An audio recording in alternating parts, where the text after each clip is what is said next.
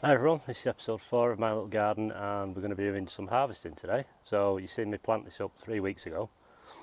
Obviously some of the plants are a little bit older than your average tiny seedling, but these were all quite small when they went in. So these, well you can see, but these spring greens have come on great. Peas have actually got some flowers on, so they're climbing okay. So should have some peas in a few weeks. So I'm going to harvest one of the winter density lettuce over the far side. That's the harvesting knife. You don't use a normal knife if you want. I'm going to remove the whole head. I'm going to move around to do that.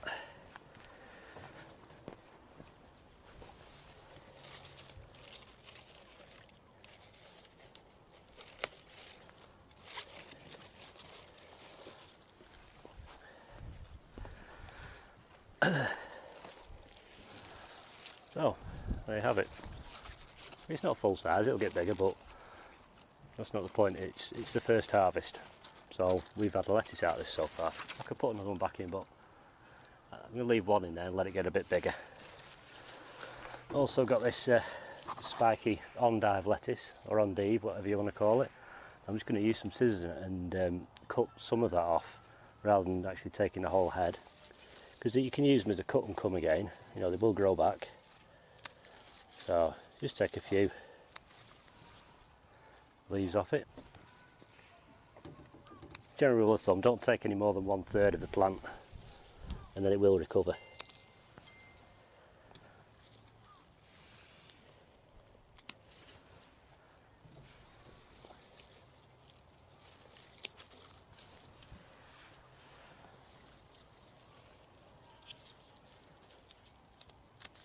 Off there, and that'll do for that. So a little handful, you know, of some of the frizzy lettuce. Perfectly fine. It's a bit different than the usual loose leaf lettuce. It just makes your salad a bit more interesting. Obviously there's nothing else ready yet. My spring onions, which I'll show you in a minute, have started to germinate.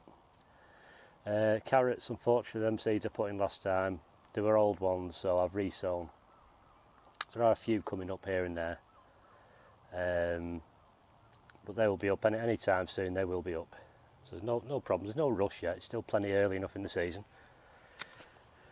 So garlic's doing fine, leeks are fine, say peas are doing great, onions, everything's doing fine.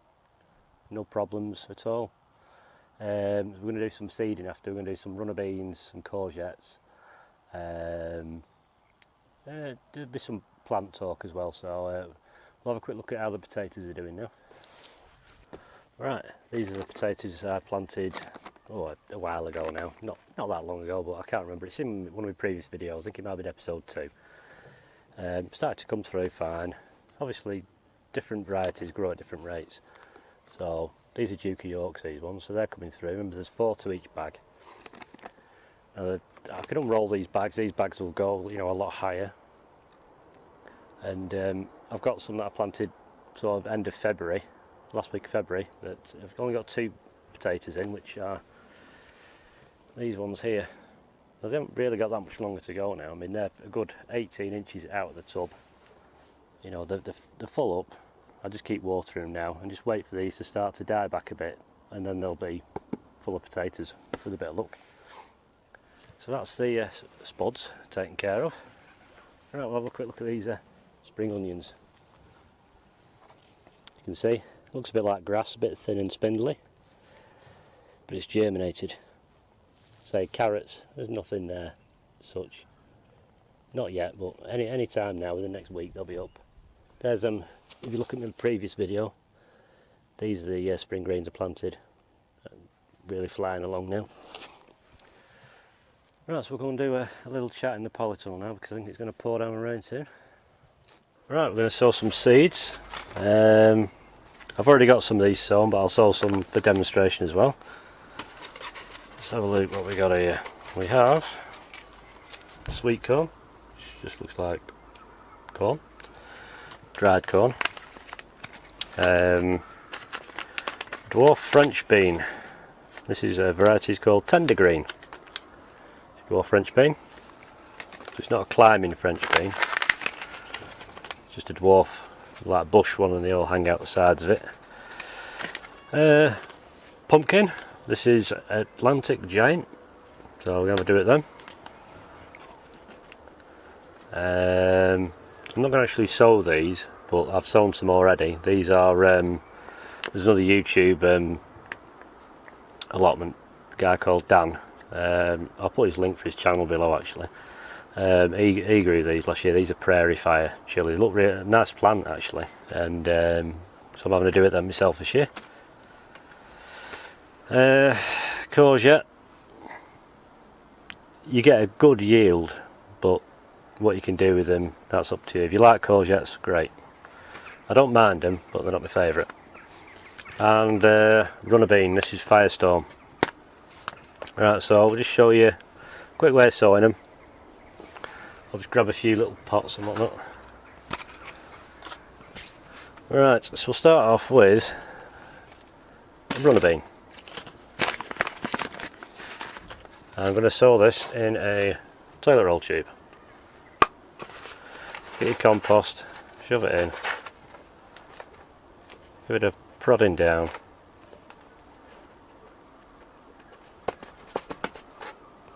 Just tap it, but try not to let the stuff come out the bottom. It's easier said than done sometimes. It's easier if you've got a few of them set up in a tray already. Right, I'm going to get my runner bean, which is alright if you're not very good with your eyes because they're a big seed.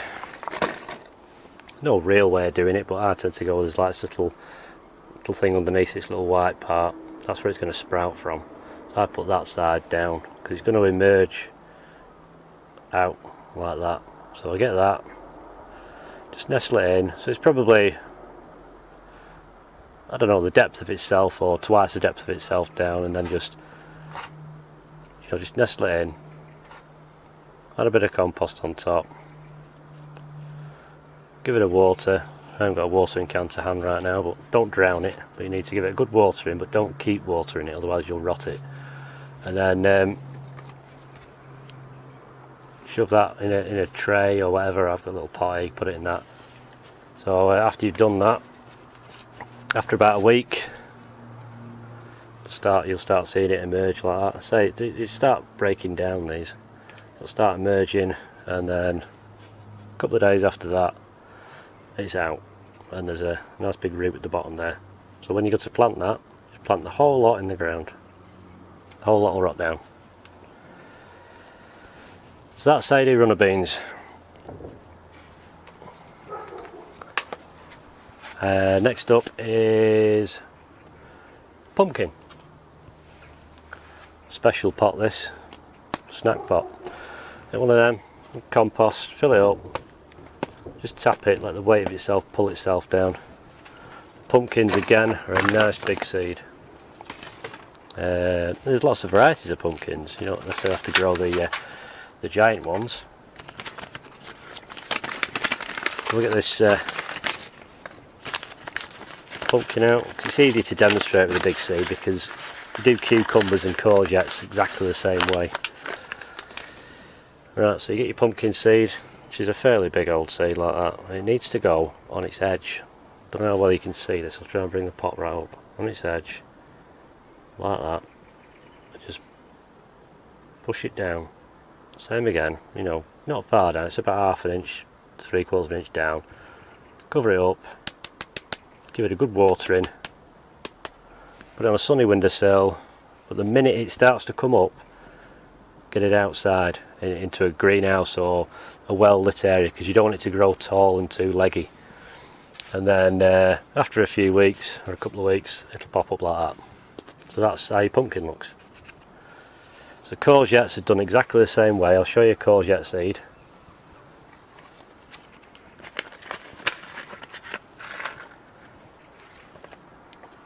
Just the same. Actually, I'll put one in.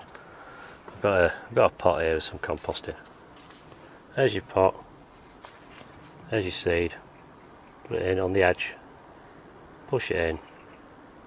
Cover it over. Give it a tap. Water it. Same again. Nice warm windowsill. You know, make sure it's damp but not wet, and then a couple of weeks after, there you go, hey presto, that's your courgette plant. You know, so the pumpkin and the courgette do look similar because you know, they're members of the squash family, and they're not that dissimilar from, this is a cucumber. So they're all kind of similar. You know, this central part of the cucumber will branch out. So they're all the same. Say butternut squash, you do them exactly the same. So I'll just move them out the way to give me a bit of room. We should try now sweet corn. A pot. Do these in modules or whatever. Just get your courgette seeds out of the way, otherwise I'll end up with courgettes growing everywhere.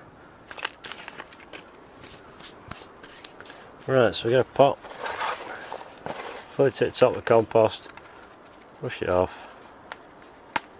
Give it a tap down just to settle it. And that's that. You get your sweet corn.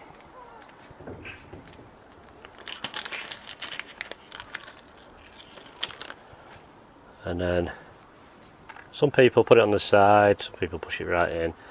I sort of do half and half. So there's your corn. It's just like a dried piece of sweet corn really. Put it on the top and just push it in about twice the depth of its actual self. Oh, and a flash of lightning then.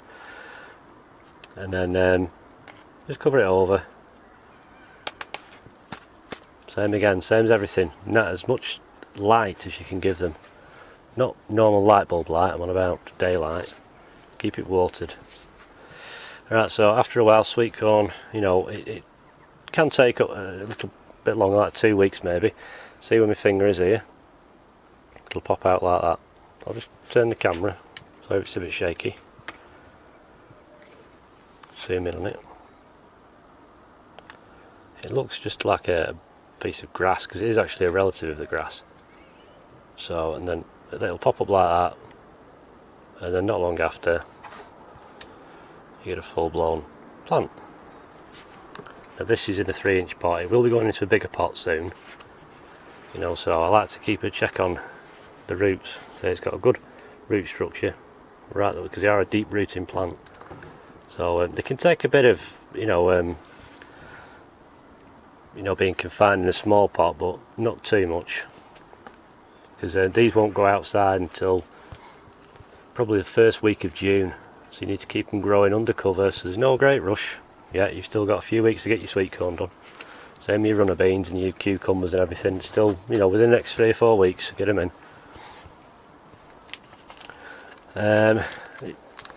Prairie fire, the chillies. The chillies are kind of done similar sort of way that you do tomatoes really. I haven't got a tomato seed to show you, but I did sow one in one of my previous videos in one of them peat pockets. Now, you're not going to see this very well. I'll put it back on the envelope. See. These are a very small, not the tiniest, well they're actually quite big as far as a lot of seeds go, but I don't know if you can see that. That is a chilli seed. It looks pretty similar to a tomato seed really, and they're grown in the same way. Chillies tend to be very slow growing, seem to not grow for ages, and then they'll just start. They are a long plant, so if you haven't sown any, go out and buy a ready sown plant. It's a little bit late now. It's not, but I mean, you might as well, if you can go out and buy these plants, if you're just starting, just go out and buy the plants and sow some until you get the knack of it. So on the prairie fire, it'll start off, it looks a bit tiny, like that. And, after, these are like 5-6 weeks old, this is tiny. And then you get one that's a little bit older, it'll start to bush up. Now these were both sown in them little peat pockets and then just transplanted. If I carefully remove some of this compost, that is the actual peat pocket, and the roots will grow through that into the compost in the pot, and then I'll pot it on. So next one is Dwarf French bean. A little pot for this. Some people put 2 per pot or station, but if you only got smaller stations, just put 1. Saves messing about, thinning them out and that.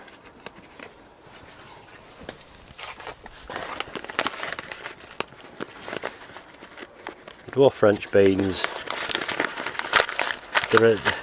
Some people say they don't get much for yield, but it just depends on the weather. They're a bit like a tiny, well they are, they're a tiny bean basically. Same again, a little bit underneath. Get your pot. Just pop it in. Cover it over, tap down, make sure it's all settled. Water it. Same again, just let it grow. There's no real correct way of doing things, it's just do not over. A lot of people think my seed's not growing, so I'll water it, and I'll water it when actually you're rotting it.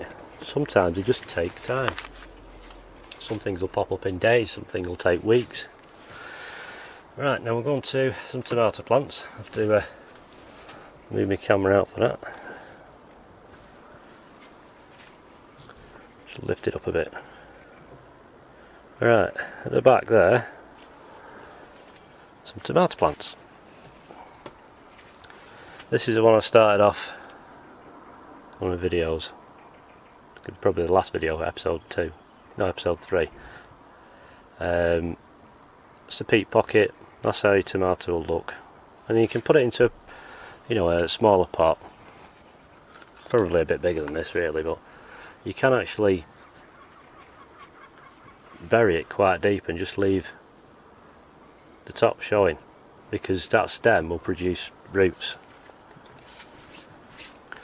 Now I've got some that I've grown outside.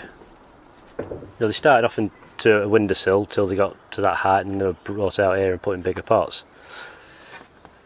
and potted on again. So I mean, them first leaves are right down here, so it's been planted well in. And this is quite a firm, sturdy plant. So that's your tomato plant grown outdoors. Now I have some lights that I grow some under. This is sort of part done outside, then gone inside to get a bit higher. And then there's this big one at the back. Now that one has only seen probably about 10 minutes of real daylight. It's been grown under artificial lighting. So it's the first time I've grown under artificial lighting, and yeah, it's good. I mean, I don't know how you can see that, but already there's a little truss there that's got some little buds on it, and they'll end up being tomatoes. When you're growing tomato plants, there's a cordon and a bush variety. A cordon means it grows like on one stem. A bush, you'll grow multiple stems, but not too many. There's a thing on when you're growing cordon, there's a thing called a sucker. I'll show you on this because it's quite small. You'll get the main stem, and you'll get like a leaf truss that'll come out, and in between that you'll get a thing called a sucker. You need to pinch that out, because that is a full new tomato plant, which you don't want. So they grow quick as well, so you need to keep going up your plant. I mean, every leaf truss that comes out, just keep nipping it out. So if you can't get it all out, just don't worry about it. As long as you just prevent it from actually growing. They're easy to do when you can let them go about an inch, you know, and they generally just snap out okay. You keep all them out, and then we'll go into how to grow up a branch when I actually do it in my allotment videos. I'll probably put the links for that when I actually do it. So that's tomatoes. I've got this here from my last video to show you how it worked, to prove that it does actually work.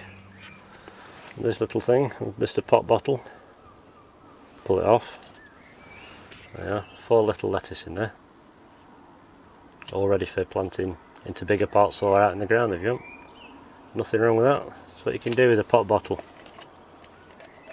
So put it to one side. So that's a bit of an update, plus a bit of information about what to start growing next. Like if you're going to do courgettes, you need to sow the seeds. If you're going to do pumpkins, sow the seeds. Pumpkins do take up a lot of ground, so if you've only got hardly any space at all, don't do the pumpkins. Courgette, yeah.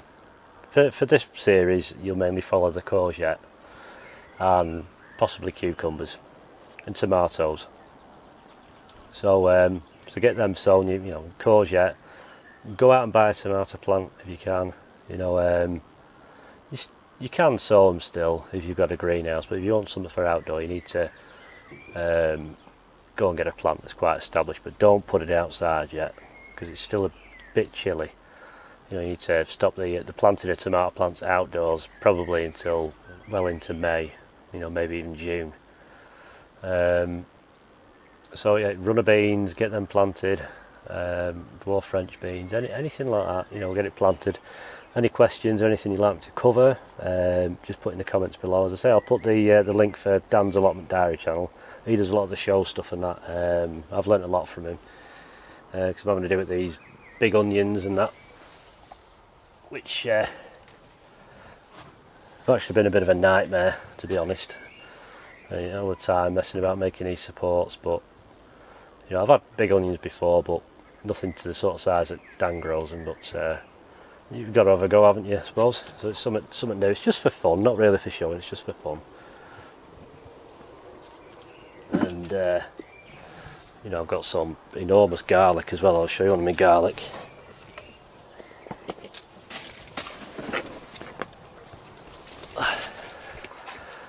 Now that is one garlic plant.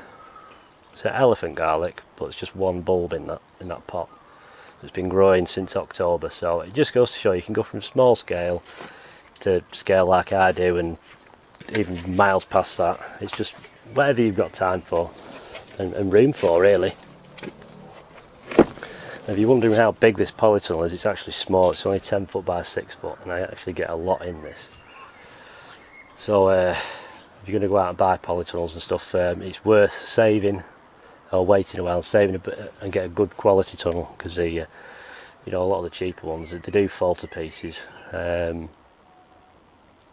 that just about wraps this episode up. So any questions, like I said, put them in the comments below and I'll answer it, or maybe do a video about it. So thanks for watching, take care, and I'll see you next time. Bye.